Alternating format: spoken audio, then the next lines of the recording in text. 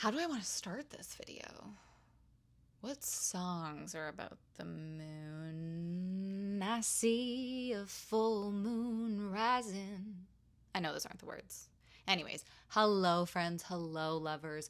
Welcome back to another Astrology forecast. This time we're going to be talking about the full moon in Capricorn. That's right, y'all. We've reached another full moon, another peak point, another climax in the lunar cycle. If you are already feeling a lot of feels, some heightened energies, some heightened emotions, if it's as though things have reached a fever pitch, it's because it's the full moon.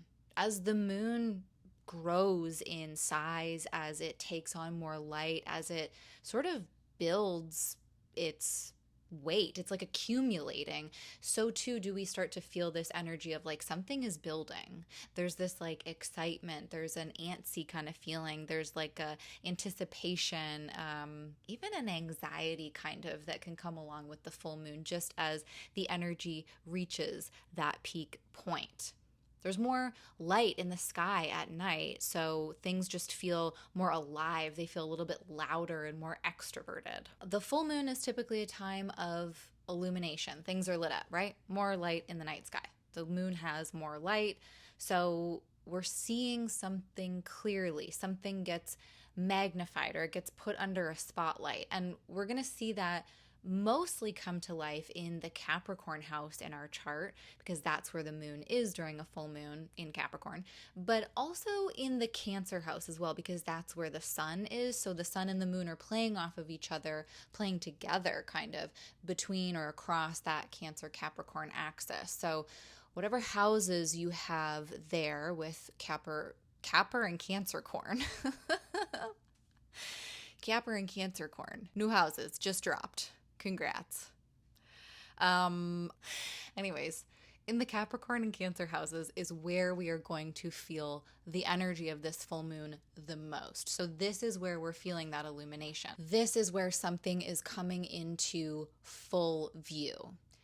And with this Capricorn full moon, I hate to say it, but I think it's going to be something tough that is coming into full view. Something, it's like it's a little bit rough stuff. It's kind of tough news. It's not the best thing that you want to see. It's not our biggest dreams and hopes and visions, unfortunately. It's kind of like we're seeing the cracks, we're seeing the flaws, we're seeing something that's lacking, we're seeing the problem areas, the constraints, the limits, the restrictions. We might be getting a bit of a reality check. Why is that the case? That's because whenever the moon is in Capricorn, it is in what's called its place of detriment. And this just means that because the moon is at home in Cancer, when it's all the way across the axis in Capricorn, it's far away from home. So it kind of feels cold or like out in the cold. It is cut off from its resources. So it doesn't have access to all of its creature comforts. So it kind of struggles when it's in Capricorn. And that's not to say that if you have a moon in Capricorn, you don't have a good moon. That is not what I mean. There are so many factors that go into that. But the moon it's not its favorite place to be when it's in Capricorn. So that can kind of add to this feeling of, seeing the problems. On top of that, the planet that's responsible for the moon while it is in Capricorn is Saturn. Saturn is currently in Aries, and that's its place of fall. Very similar to its place of detriment. It's just where a planet does not feel very at home. It doesn't feel like it can act like itself as easily as possible. It has to find ways around the limitations and challenges that it will face there. It has to find new ways of doing things. And that's one of kind of the blessings of a planet in more difficult condition, is that it can help us think outside the box. But more on that in a minute. So planets in detriment or fall lack resources. They face challenges, delays, uncertainties, inconsistencies. Things can feel wobbly when we have planets that are in detriment or fall. And the fact that we have both the moon and Saturn experiencing this, and they're both playing such a big role in this full moon, that really exacerbates the feeling of like something ain't right, like something ain't working. And again, this is most likely going to be evident or most likely come to life and manifest through that Cancer Capricorn axis or the Cap or Capricorn axis, whatever you prefer. But also I think we'll see some of this play out in the Aries house where Saturn is, and also the Aquarius house, because that's the other house that Saturn rules in the chart.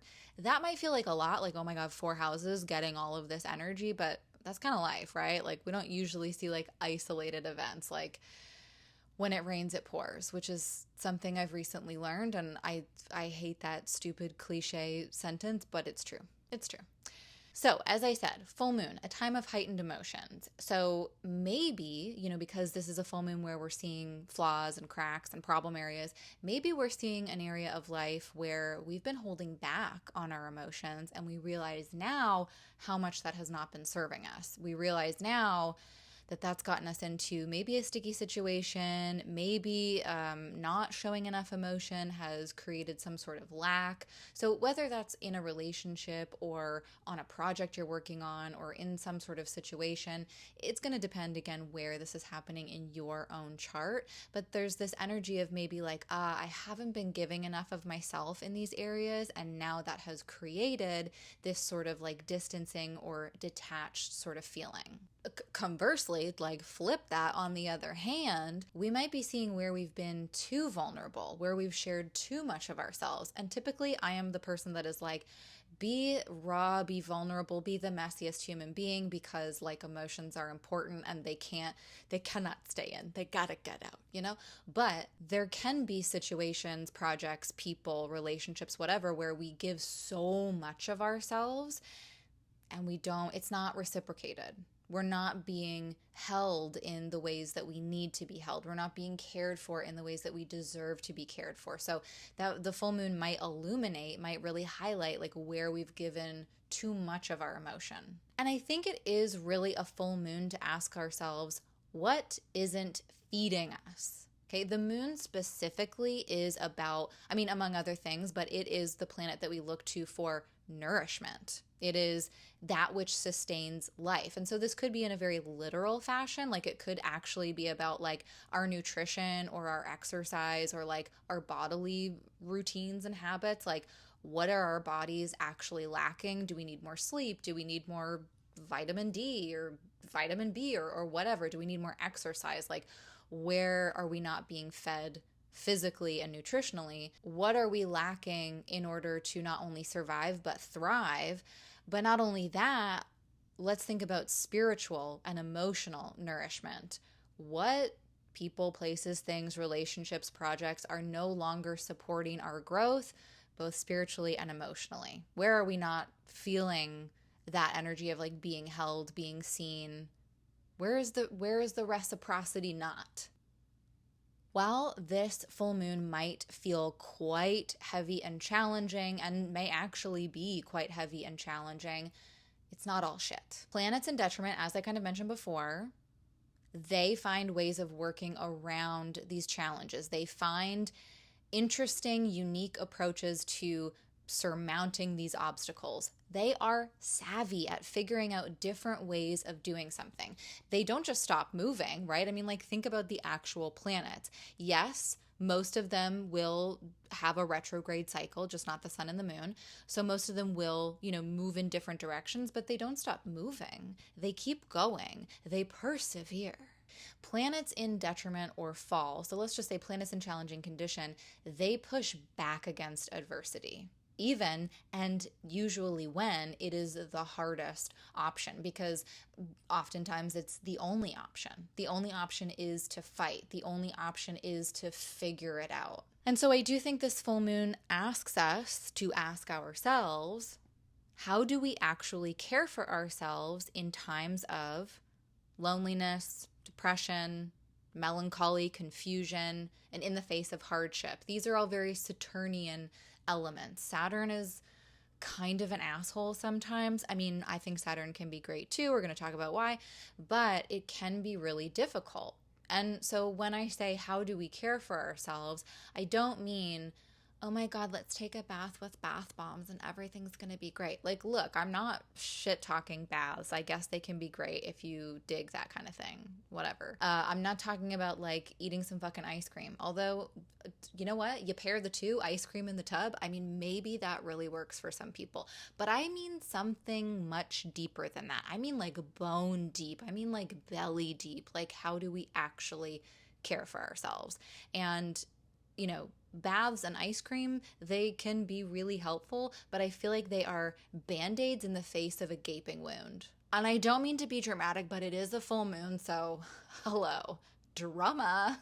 My point really is that we're not talking about quick fixes here. Again, have your baths, eat your ice cream. I eat a shit ton of ice cream, I'm not gonna lie. I don't know why I feel the need to defend. But look, I also think Saturn in Aries is a transit about creating safety when things feel uncertain and are inconsistent. So like when we are in a place of being without routine or being without that consistency or feeling, as the moon feels in Capricorn, away from home, whether that's actually physically or if it's just an emotional or spiritual feeling, when we feel disconnected in that way, when we feel exposed and vulnerable and raw, how do we create safety for ourselves? And again, maybe that's with some baths and ice cream. That's fine. Okay, I'm not shitting on that. But I think we have to go deeper than that. And so this is a good full moon to investigate those things. And first we see where those cracks and where those flaws and where those lacking areas are, and then we can tend to the problem. So it's not a fun reality check. Like, it's probably going to be kind of harsh, but then at least we see, at least we see what the problem is. Whereas before this, we might not have even realized that there was a leak there, that there was a crack there and all the air was getting out. And so now our house isn't warm, even though it's summer. You get what I'm saying, right? Planets in challenging conditions also tend to learn to make the most of what's available. And there's a real gratitude component in that, like realizing like, okay, I might not have all of this, but what do I have? What is in front of me? What do I have access to? And what can I do with that? And like, isn't that beautiful that I do have access to that? It might not be all of these beautiful, wonderful, splendorous, amazing things, but I have something, right? If you're watching this video, you have something. You have access to the internet. You have access to some sort of technology. So you have been blessed in certain ways. You have something to be grateful for. So also a good full moon to kind of shift focus and think like, okay, what do I have and what can I do with that? And there's something in here that's like, let's take an innovative approach, right? Let's think outside the box once again. Necessity is the mother of invention. And speaking of invention and innovation, within 24 hours of this full moon, the moon is going to form a trine aspect to Uranus in Gemini. If you haven't seen the Uranus in Gemini video, go check that out. Shameless self-plug. But Uranus is the planet of innovation. It's the planet of thinking outside the box. How many times will I say that in this video? Thinking outside the box. It disrupts the status quo. It works very well alongside planets in detriment because it goes about things in a different way. So I think the moon heading into that trine with Uranus and Gemini supports the idea of looking for different ways of doing things and looking at things from a different viewpoint and being like, okay, maybe, there's the problem there and we didn't get all that we wanted over here and we're facing this challenge over here, but we actually can get this done and we can achieve this and we actually already have access to that, so that's great. Or here's how we can go about surmounting that obstacle or jumping that hurdle in a way that we didn't think was possible before. Maybe let's just stay open to the idea that something like this could be helpful. Maybe this is where some help comes in. I want to talk about like, how do we really caretake for ourselves during these times of difficulties? Maybe it's about reaching out and getting help from somebody. Maybe Uranus comes in as that help in the 24 hours to come after the full moon. Now, speaking of time, it's kind of a segue. I mentioned 24 hours. So, and when we talk about astrology, we're always talking about time. Time and astrology are intrinsically linked. So speaking of time, Saturn is very much about time, but so too is the moon. Like moon feels like daily, regular rhythms, whereas Saturn feels very much like more of a yearly kind of like long-term kind of focus on time. So the two planets working together or being thematically linked during this full moon really make me think about time and the fact that we really only have so much time, but we also have a ton of it. We can see it from both ways. Like, yes, people are busier than ever, but this is also another mindset thing. How do we spend our time? Where are we giving all of that energy to? Or what are we giving all of that energy to? Or who are we giving all of that energy to? How do we spend our time? This full moon asks us to ask ourselves, how do we spend our time? Who are we giving that resource to? Do we want to continue to give that person, that project, that situation, that amount of energy and time? Or do we need to reclaim some time to give elsewhere? Now, something that's incredibly linked to this full moon is the fact that Saturn in Aries is about to station retrograde. So again, we've got Saturn being the planetary host to the moon while it's in Capricorn. It's over in Aries. And in the very, very early hours of July 13th, in the Eastern time zone anyway, Saturn will station retrograde in Aries. So this means it is about to go backwards in the zodiac. It's going to head back into Pisces for a couple of months. So this full moon, while it illuminates some sort of issue, gives us some sort of reality check. Maybe it's like the harsh light of day. Oh God, I didn't see that was there. Oh my goodness. It all looked fine in the dark, and then you put a light on it and oh God. But then Saturn moves backwards and it's like, oh, because we needed to restructure this. This needed revisiting and revising, rethinking, reconfiguring. Okay. It wasn't time to move forward with whatever this thing is that we're realizing and having all these clear visions around. It wasn't time yet, speaking of time. But it wasn't time yet. Something needs to be reconsidered. Something needs to be reworked. And honestly, as harsh as this full moon might be at the beginning, and I don't want to dismiss that, like it might be very harsh. It might coincide with something that is difficult, a truth we don't want to hear, a problem we don't want to face. I think it's actually a blessing that we get to see what the problem is, because now we know what to do with our Saturn retrograde. Now we know how to, okay, that's the thing that we need to rework. That's the thing that we need to rewrite, or whatever the RE word is here that you're working with. I think it's a blessing in the long run because we do get the chance to do that. I mean, I know people freak out about retrogrades and they can be really annoying. Yeah, of course. But I think they are also ultimately second chances. I think, they give us the gift of being able to redo something. They give us the time to redo something, the time to get it right. We don't have to rush this.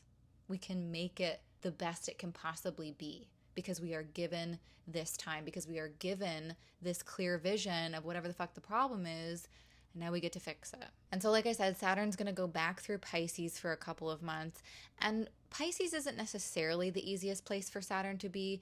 Saturn, rules, structure, containment, limits, boundaries, obligations, responsibilities, linear time.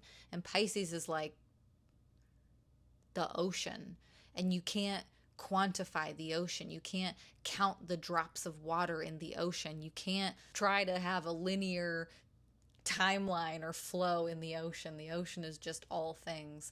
So things can get a little wobbly with Saturn and Pisces, but it's certainly an easier place for it to be than Aries. So I think this retrograde is actually quite a reprieve.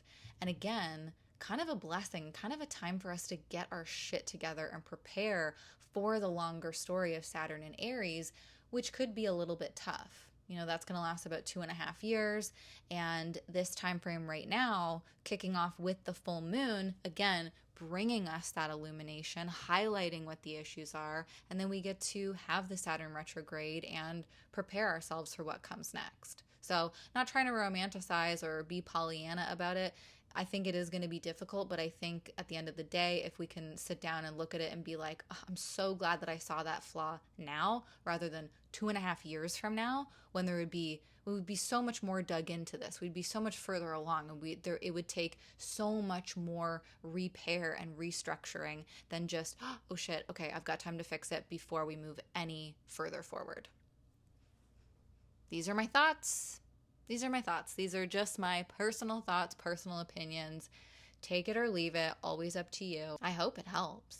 That's always my goal, is that it helps. Real talk. Sometimes the astrology does not play out for everybody. It just doesn't. Sometimes it doesn't. Sometimes it plays out on a collective level. Sometimes it plays out for your friend because, Capricorn is in a much stronger house than it is for you.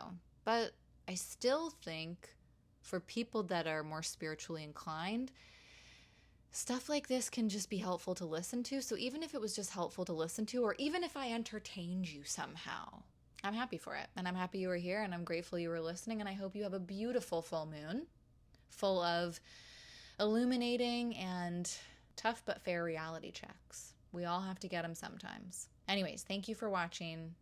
I'm really happy you were here. I'll see you soon with more astrology insights and other cosmic chit chat. Catch you in the cosmos.